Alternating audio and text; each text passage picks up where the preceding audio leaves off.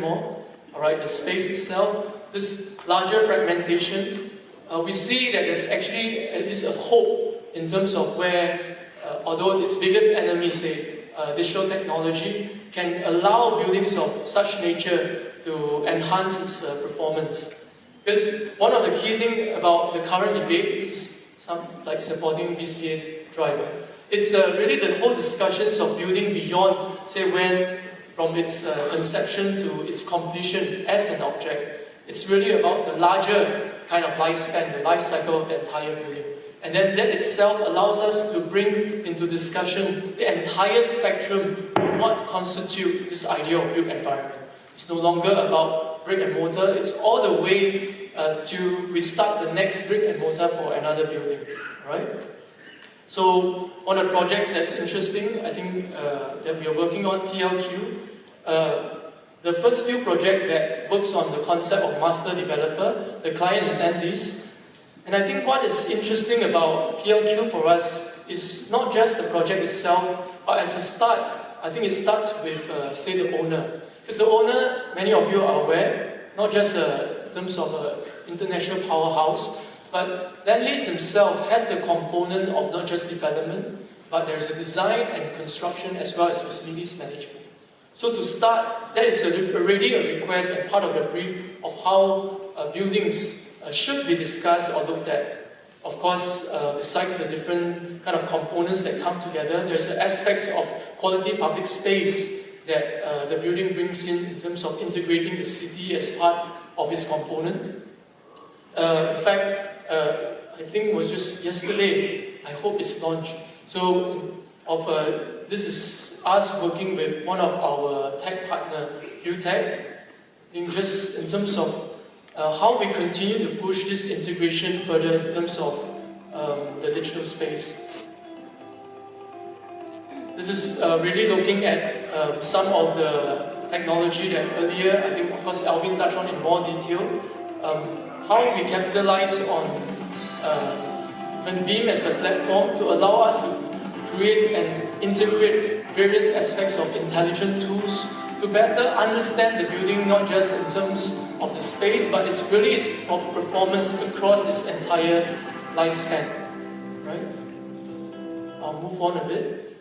I think, but it goes back to the core that I always said it's probably more important for us to focus to be first-class human than second-class computer.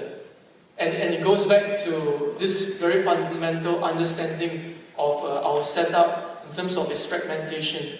And I think, again, the capacity and the power of design is that it allows us to at least set that straight before, say, when technology comes in to further enable and empower users to enjoy spaces or to connect with one another. So, one of the trends that we see and a kind of typology that we are deeply researching and working on, at least in DP, is the notion of integrated hubs. So this is the first, and one thing that's really special about this project, it's a community-focused one. A bit of the project and the challenge itself in terms of integration and likely a slice of what buildings will be for tomorrow. This is a project where there's 12 government agencies, I think some of the friends that I see here, right? So all under one roof. Key idea, it's not just a top-down kind of approach. Again, a slice of what buildings of tomorrow will be. It's also something that's heavily involving ground-up kind of participation. Okay? So this is the groundbreaking. It is about the people who are using that space, no longer about specific GOH or VIP. So the concept of building has shifted, and the focus is back on users and people. The project itself again brings in different facets of space and spatial quality and embedding the various environments and characters within it. And of course, in terms of this unions of larger landscape, this is one of the exercises that is key, again, in terms of what we see buildings will eventually evolve into. Various stakeholders under one roof. So what we did was cover all their names and then try to start mapping based on the synergy in terms of programs and usage, and see what makes sense to you and I when we are coming to a space. Because we don't come to a space and say, I'm going to look for BCA. You're going to look for, say, maybe a space for either sports, wellness, and sometimes they belong to various agencies or stakeholders. So this is one step that we can immediately take from design in terms of how we push for that integration. Alright? So we may not need technology yet. And of course, this is one aspect that once a kind of composition or assemblage of this nature takes place, it allows us to experiment larger ecology in terms of system, in this case, closed-loop environmental network, that allows one, not just space, but system itself to work with another. Example, there's a huge hawker center, food is recycled in terms of the eco-digester into fertilizer, converted to fertilizer, reused for the community farm upstairs. Again, this idea of farm to table, just a part of what we think buildings of future of tomorrow will be. Of course, there is a part with the capacity of a building of this scale and nature. It allows us to also test various initiatives, whether it's in terms of the idea of optimization of resource, sensor-based technology, robotics, and advanced data and analytics. Right? I think most important, it's a kind of idea of space that doesn't just engage in terms of the physical dimension, there is also the larger psychological and social media dimension. Important. Right? Again, goes back to the core in terms of serving as user, in this case, back to the residents, and then really talking about how at least maybe in this case, the idea of buildings of tomorrow should embed, right? In terms of not just a kind of a component of studies of optimization, but really an opportunity to allow us to further synthesize and synergize. And this is another hub that we're working on, this time on a greenfield site.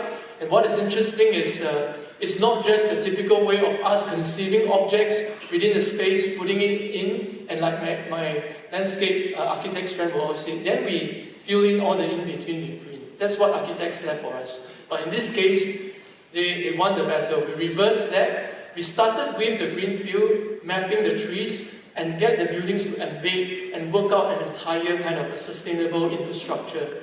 That's the site itself, 11.7 hectares. So all low-lyings, kind of sporadic nature, again, identifying the core in terms of purpose and functions of the building, looking at the entire site as one, the various kind of networks, and then this red components are the existing trees that were mapped that we have to work with, and then try to work towards doubling the amount of trees that was initially there. So some of the other kind of studies that we are pushing in terms of conceiving the project is also technology like mass engineered timber, as Ron mentioned. So he has shown the possibility of that in terms of even driving towards high-rise buildings and components. And again, it goes back to a very simple act of the everyday. We talk about buildings of tomorrow. It's quite scary when we have a subject like that. We keep imagining that it's something to do with, earlier I shared about the flashy lights, the tag, but there's a part that is very core. It needs to go back to the humanistic quality of what we are doing. Alright? And just want to end off in summary. So obviously, the idea of the hubs allow us to not just kind of create other kind of similar integrated development that's already happening, even overseas. I think more importantly, it is challenging in terms of the larger urban planning and policies to think in sectional relationship.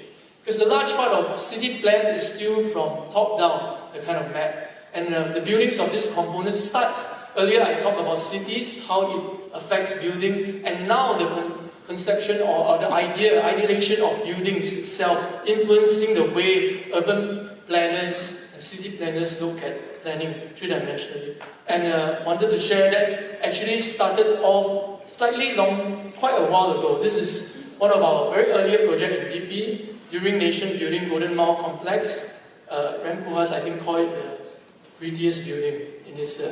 It's really a cool building. But what many people have seen is this section is what Golden Mile is very well known for. But these are actually, in fact, some of the earlier visual, as early as 1966.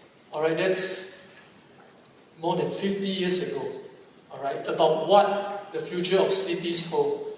And then at that point of time, this is really the kind of, a bit fast, the imaginations of what the buildings of today can be. I think we're still a little bit short from there. So important lesson for us to continue to further imagine and drive the idea of this building of tomorrow. Final slides. Just wanted to finish off with something that I learned from the project that I think it's very close to heart and related to the topic. So, of course, with NDP, the idea of SG100 was the theme, but one of the very powerful drivers, I think in terms of its manifestation, was how this city eventually became a big tree, just this huge canopy. It goes back to the fundamental and kind of providing shelter for all the entire community and people. And it's really about not just that idea of dream in terms of as an architect, but entire nation, the larger ambition that we hold. And actually the core story started with this letter that Professor Tommy Koh wrote for his grandchildren. That some of the values that he hoped his grandchildren or his grandchildren will hold by then.